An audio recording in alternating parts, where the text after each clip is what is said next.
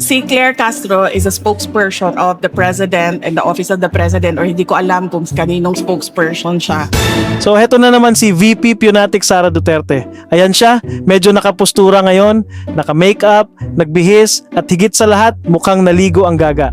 At syempre, dahil tila naka-Sunday's best ang alleged mother of Tokhang ng mga DDS, ibig sabihin may babanatan na naman siya.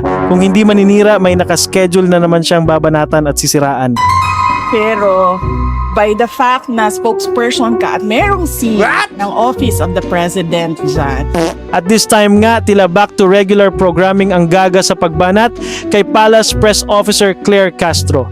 dapat maging professional ka sa mga sinasabi mo. At bakit kailangang nakapostura at bagong ligo si Fiona kapag binabanatan si Auntie Claire?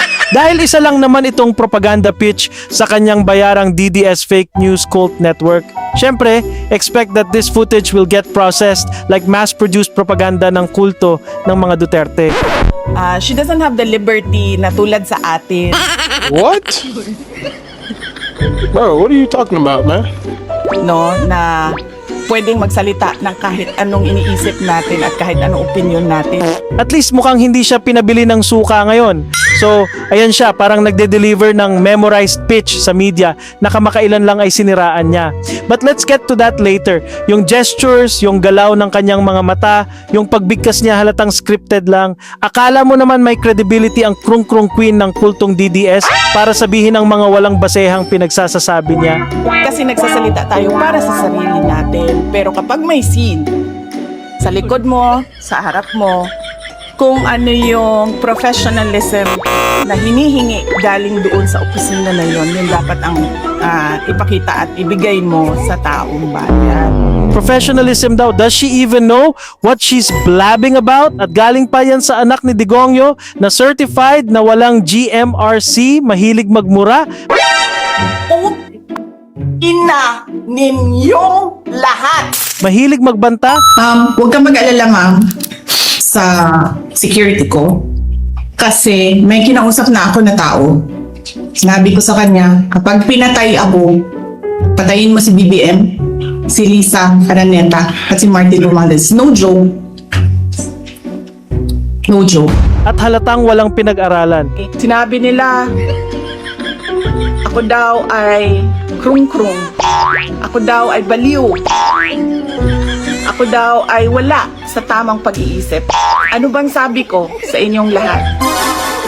Psychological test? Kahit ano yan. Neuropsychiatric test? Kahit anong pang-test yan.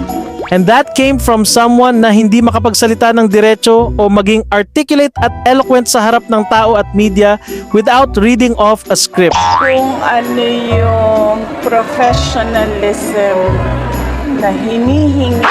At dahil nga nabanggit natin ang media kanina, ganyan din ang sinabi niya tungkol sa mainstream media sa Pinas. Kung ganyan kung hanggang dyan lang ang kakayahan ng journalism sa Pilipinas, then hindi talaga uunlad ang ating bayan. Kasi kung makita mo At inihambing pa niya ito sa international media. ang international media, paano sila mag-present ng balita, paano sila naghahanap ng mga bagay o mga aktibidad o mga pangyayari na ibabalita. Napakalayo. Pero halatang hindi alam ni Fiona ang kanyang pinagsasasabi. Siguro ang model media para kay Fiona ay ang kulto networks na SMNI, Net25 at ang mga bayaran nilang DDS vloggers. Kagaya na lang nitong baboy na SMNI vlogger na ito. Hindi ako kakayanin ng administrasyon kasi ang hug nyo lahat. Ano daw? Di kayo kakayanin ng administrasyon kasi ang... Ano daw? Ang ano? Huge! Ano yun? Na certified na illiterate. Eto lang naman siya, hindi alam kung paano basahin ang English word na huge. Makapit na yung Wapo Hills.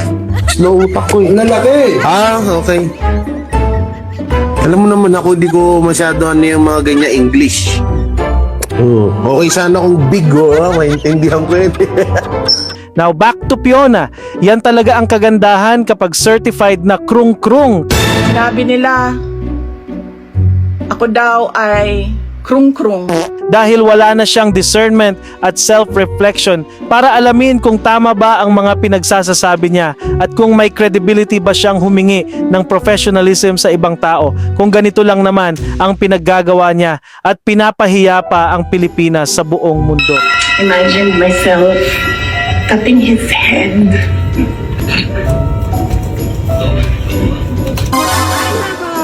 Husband. My husband has a mistress. I can hire a gunman for 5,000 pesos to kill the mistress.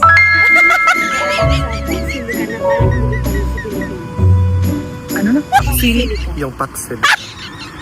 Paksilik? Paksilik. Do you know anything about that? Wala ako. I cannot comment on that. At syempre, hindi magtatapos ang clip na ito na walang resback si Auntie Claire. So pakinggan ang Back to You Fiona niyang patutsada sa krong-krong queen ng mga DDS. Hindi sila mangmang sa kung ano ang paksili ka. Sana alam nila talaga kung ano ang nilalaman ng agreement.